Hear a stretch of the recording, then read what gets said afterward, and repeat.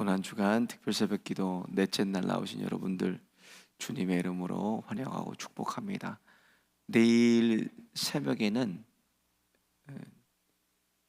예배가 없습니다. 기도에 없는 거 아시죠? 내일 저녁에는 성금요 예배로만 모이겠습니다. 7시 반에 아침에 모이지 않고 저녁 7시 반에 성금요 예배로 모이도록 하겠습니다. 여러분 아침에 새벽에 나오시면 아무도 없습니다. 내일은 집에서 기도하시고 금식하시고 그리고 저녁에 7시 반에 성금요 예배로 모이도록 하겠습니다. 어느 한 주일에 테네시 클락스빌의 센그 연합감리교회에서 길게 수염을 기른 노숙인이 앉아서 구걸을 하고 있습니다. 많은 사람들이 주일날 앞을 지나가면서 그냥 지나치고 몇몇 교인들은 말 붙이고 또 음식도 갖다 주고 대부분의 사람들은 그를 지나쳐서 그냥 교회로 다 들어가 버렸습니다. 예배 시간이 돼서 그 노숙인도 교회에 들어가려고 하니까 안내하는 분들이 맨 뒷자리 저 구석자리로 그 사람을 안내했어요. 예배가 시작되고 설교 시간이 됐는데 그날 부임하기로 한 목사님이 오지를 않는 거예요. 아무리 좌우를 둘러보고 그러는데 근데 그 노숙인이 강대상 쪽으로 쭉 걸어갑니다. 안내위원들이 막 말리고 제지하지만 아랑곳하지 않고 강대상 위로 올라와서 여기 있는 성경을 펴고 말씀을 읽어내려가기 시작했습니다. 내가 줄일 때 너희가 먹을 것을 주었고 목마를 때 마시게 하였고 나그네 되었을 때 영접하였고 여기 내 형제 중에 지극히 작은 자 하나에게 한 것이 곧 내게 한 것이라.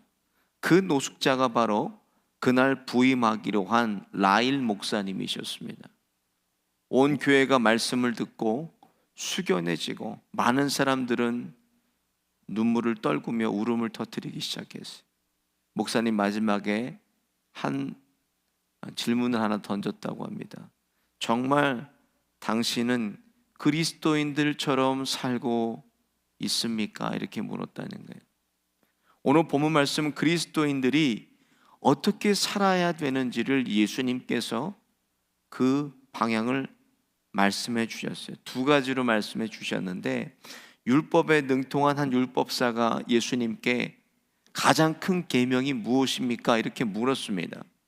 예수님의 대답은 37절부터 보면 내 마음을 다하고 목숨을 다하고 뜻을 다하여 주 너의 하나님을 사랑하라 하셨으니 이것이 크고 첫째 되는 계명이요 둘째는 이와 같으니 내 이웃을 내 몸같이 사랑하라 하셨으니 이 두 계명이 온 율법과 선지자의 강령이니라 이렇게 말씀했어요. 율법에서 말하는 그 결국은 곧 뭐라는 거예요? 하나님 사랑과 이웃 사랑이 율법에서 말하는 거라는 거 말씀했어요. 그래서 항상 우리 개인의 신앙생활을 점검할 때 무엇을 바라보면 되는가? 십자가를 바라보면 됩니다. 내가 하나님과 바른 관계를 가지고 있는가? 내가 성도들과 또 사람들과 바른 관계를 가지고 있는가? 십자가를 바라보면 돼요. 저와 여러분의 시선이 어디를 향하고 있는지 그것을 내가 점검해 보면 됩니다. 내 시선 하나님 바라보고 있는지 내 시선 우리 이웃을 향해 있는지를 점검해 보면 됩니다. 40절에 보면 이 두 계명이 온 율법과 선지자의 강령이니라 이렇게 말씀했어요. 이 두 율법이 율법의 전부이며 선지자들 통해서 강조하신 말씀이 곧 이 말씀이라는 거예요. 율법서로 올라가면 모든 율법의 기반이 어디서 오게 됐나? 10계명에서 왔습니다. 1계명부터 4계명까지는 하나님에 대한 관계, 그래서 하나님과 관계를 잘해서 바로 섬기면 다 지킬 수 있는 계명이에요. 5계명부터 10계명은 사람과 사람의 관계에서 지켜야 될 계명으로 사람과 관계 지키면 바로 지키면 다 잘 섬길 수 있는 거예요. 그래서 오늘 본문에 말씀하시는 예수님께서 말씀하신 율법의 핵심은 하나님 사랑과 이웃 사랑이었습니다. 하나님은 최초의 인간을 지으시고 아담이 범죄했을 때 아담에게 처음으로 하나님 뭐라고 말씀하십니까? 아담아, 내가 무엇을 했나 이렇게 묻지는 않으십니다. 아담아, 내가 어디 있느냐 이렇게 물으셨다는 거예요. 내가 어디 있느냐 이렇게 부르셨는데 히브리 원문을 찾아보니까 아예카로 되어 있어요. 내가 어디 있느냐, 아예카. 장소를 물어보는 게 아닙니다. 네가 어디 있냐 이 장소가 아니라 이 본문의 원문의 말씀은 관계를 물어봐요. 관계. 하나님과 아담의 관계를 너랑 나랑 무슨 관계냐 이거를 물으셨다는 거예요. 네가 어디 있느냐 장소가 아니라 너랑 나랑 지금 무슨 관계냐. 가인이 아벨을 쳐서 죽였을 때도 너와 지금 내가 무슨 관계냐, 이걸 형제 관계를 물었어요. 아벨이 어디 있느냐, 그렇죠? 형제, 너와 네 동생의 관계가 어떤 관계냐. 이 관계에 대한 질문은 아담에게서부터 시작돼서 모든 믿음의 사람들에게 하나님이 계속 똑같이 물으셨다는 거예요. 사명감을 버리고 도망갔던 엘리야에게도 똑같이 질문하셨고, 형을 피해서 도망가던 야곱에게도 똑같이 질문하셨어요. 민족을 자기 힘으로 해방해 보려다가 사람을 쳐서 죽인 모세에게도 똑같이 하나님이 물어보셨다는 거예요. 너와 내가 지금 무슨 관계냐. 누가복음 15장에도 예수님께서 잃어버린 한 드라크마의 비유를 통해서, 잃어버린 양의 비유를 통해서, 또 집을 나간 탕자의 비유를 통해서도 하나님과 자녀의 관계를 물어보셨다는 거예요. 네가 무엇을 했느냐, 이걸 물어보신 거 아닙니다. 너와 내가 지금 무슨 관계에 있느냐. 마찬가지로 신앙생활도 결국 뭐예요? 신앙생활도 결국 관계입니다. 관계. 하나님과 바른 관계, 그리고 사람들과의 바른 관계가 신앙생활의 전부를 좌우한다는 거예요. 이것으로 점검해야 돼요. 내가 하나님과 사람들과 바른 관계를 가지고 있는가? 어떤 관계를 가지고 있는가? 요한일서 4장 20절에 같이 한번 보겠습니다. 시작. 누구든지 하나님을 사랑하노라고 그 형제를 미워하면 이는 거짓말하는 자니 보는 바 그 형제를 사랑치 아니하는 자가 보지 못하는 바 하나님을 사랑할 수가 없느니라. 이렇게 말씀했어요. 하나님을 사랑한다고 하면서 남편을, 아내를 사랑하지 않고, 하나님을 사랑한다고 하면서 아무개, 장로님, 권사님, 집사님 사랑하지 않고, 하나님을 사랑한다고 하고 주변의 이웃을 사랑하지 않고, 그래서 바울이 로마 교회에 이렇게 권면했습니다. 로마서 14장 15절 보면 그리스도께서 대신하여 죽으신 형제를 내 식물로 망케 하지 마라. 식물로 망하게 하지 마라. 이게 무슨 말인가? 그리스도께서 대신하여 죽으신 형제가 누구라는 거예요? 우리 성도라는 거예요. 성도. 나뿐만이 아니라 우리 모든 성도를 사랑하셔서 그를 위해서 예수님이 죽기까지 섬겨주신 거예요. 십자가로. 이것이 기독교에서 형제, 자매를 바라보는 우리의 시선이라는 거예요. 성도를, 형제를, 자매를 바라보는 시선. 바울이 말한 형제를 식물로 망하게 하지 말라, 이 말은 당시 고린도에서 비롯됐어요. 고린도엔 시장에서 파는 고기들이 먼저 시장으로 나가기 전에 신전에 먼저 바쳐졌습니다. 그러고 나서 시장에 갖다 내다 팔았어요. 한번 우상에게 바쳐진 고기를 교인들이 갖다가 사다 먹는데 그 고기를 사 먹었다고 우상 제물을 먹는다고 교회에 큰 논란거리가 됐습니다.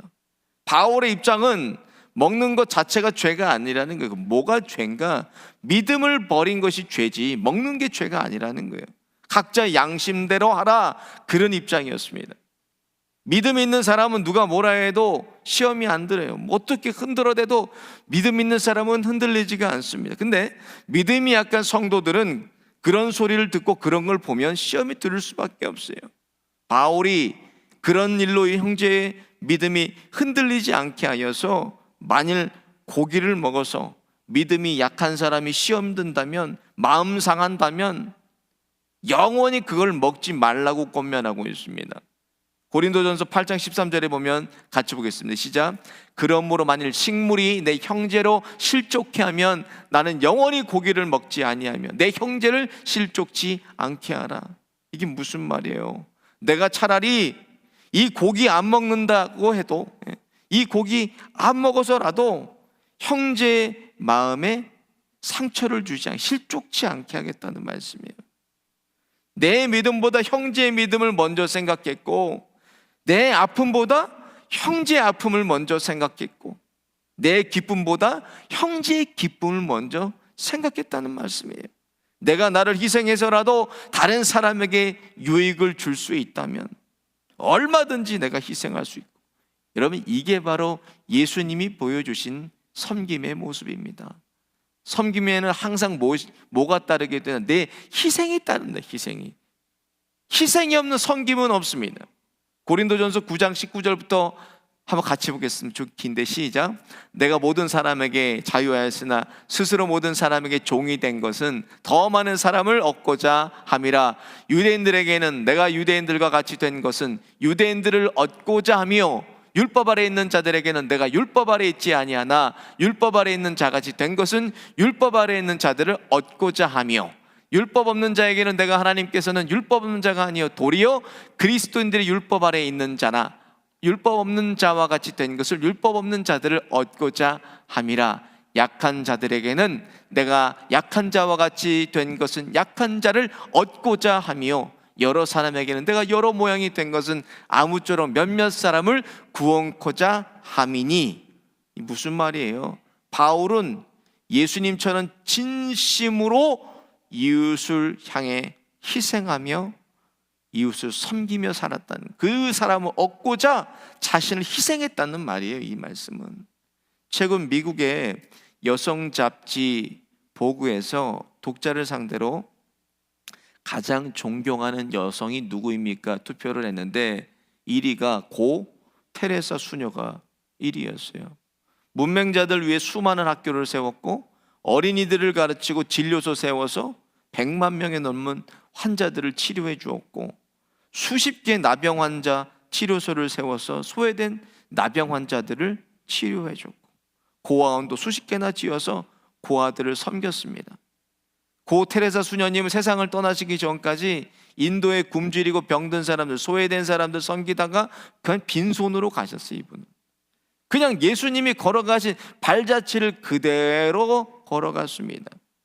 비단 고 테레사 수녀뿐만 아니라 그렇게 섬기는 삶이 우리가 주님께서 맡기신, 우리에게 부탁하신 말씀이라는 거예요. 그런데 섬기지는 내가 못하고 미워하고 시기하고 질투하고 싸우고 앙금을 가지고 나도 한 방 먹였겠다, 먹였으니 너도 한 방 먹어봐라, 이런 마음 가지고 관계가 깨어진 채로 그냥 살아갑니다.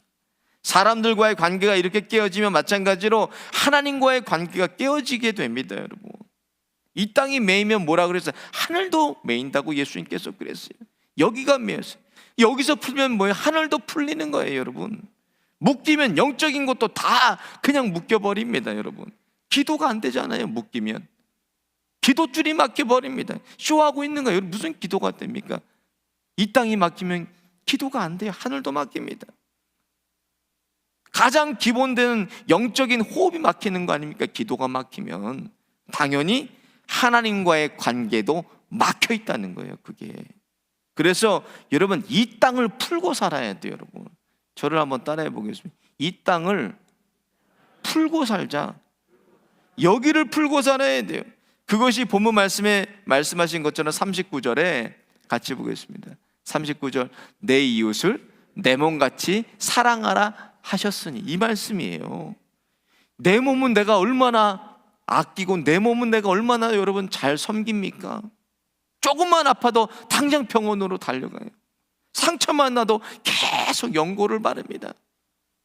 그렇게 아끼고 내 몸은 잘 섬기는데 다른 사람도 그렇게 섬기라는 말씀이에요. 예수님께서 그 사람의 아픔, 슬픔, 고난, 시험, 내 몸을 섬기듯이 내가 가서 그를 위로해주고 그 아픔을 내가 덜어주고 함께 나눠주고, 그 사람이 먹을 것이 있는지, 그 사람이 입을 것이 있는지, 도울 것은 내가 없는지, 그거를 돌아보는 거예요. 우리의 시선을 이웃에게 향하고 있는 것이 바로 복음의 본질입니다. 여러분, 그게 복음이에요. 그냥 비난하고 욕하고 헐뜯고 뭐 그냥 쑤실 틈만 있는지, 아프게 할 틈만 있는지, 그것만 그런 혈안이 돼서 바라보고 있고, 예수님이 우리를 바라보듯이 그들을 긍휼히 불쌍한 마음으로 바라봐야 돼. 그게 예수님의 시선입니다. 오늘 저와 여러분이 기도가 이기적인 기도, 나를 위한 기도가 아니라 나에게 일용할 양식을 주시옵고, 이런 기도 아니라 우리의 시선을 이웃을 바라보며, 오늘 누구누구에게 하나님 일용할 양식을 주시옵소서, 저에게 오늘 제 양식을 저들에게 나눠주게 하여 주옵소서, 그렇게 이타적인 그리스도인으로 이웃을 예수님처럼 섬기고 돌보고 바라보는 그런 고난주간 되시기를 예수님의 이름으로 축원드립니다. 오늘 말씀 생각하시면서 함께 찬양하고 기도하겠습니다.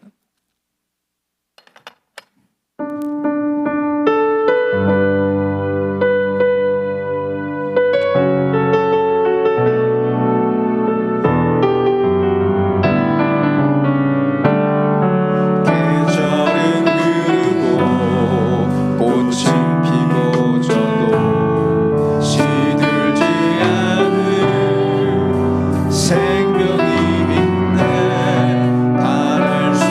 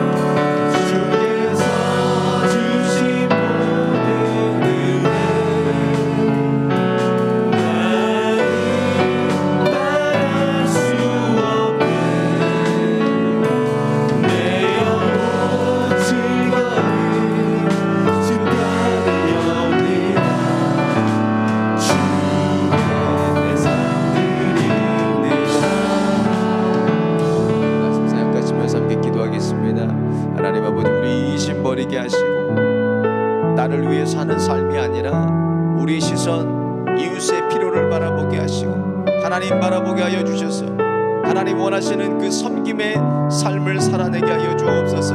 입술로만 하나님 사랑, 이웃 사랑이 아닌 고난중한 삶을 돌아보게 하여 주셔서 우리의 시선이 하나님과 이웃을 향하고 있는지 이웃을 예수님의 마음으로 바라보게 하여 주옵소서. 주여 한번 부르짖고 함께 기도하겠습니다. 주여